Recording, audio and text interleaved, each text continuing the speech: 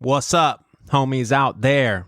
Hey, my wife's therapist told me if you really dwell on something beautiful once a day or more often, like really dwell on it, write it down, closing your eyes sort of thing, it can change your brain wiring. Daggum. Enjoy the smile, my friend. Hayne will put on your face a story about his grandfather. My Lord. So awesome. Y'all have a good weekend, okay? My grandfather grew up, he was a tenant farmer's son. He was the middle of 7 boys. Depression era. He lost a younger brother to yellow fever when he was 17. I mean, poor farmer. And he did well for himself in his adulthood.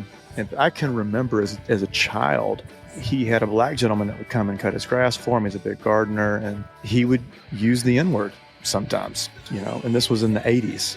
I was a kid at the time. But there was a level of, he was born in 1910, but there was a level of racism for sure in his life. But this was what was so amazing. His last 2 years of life, he had a caretaker, and his caretaker was an amazing black college student named Jeremiah. And he was a student at Bob Jones University. He needed the money, and my grandfather paid him. And Jeremiah lived in my grandfather's house with him for 2 years. And about 3 months before he passed, he wanted the family involved. There were multiple of us there, and Jeremiah was there. And he repented at 95 in front of me, my mom, my dad, and Jeremiah of his racism.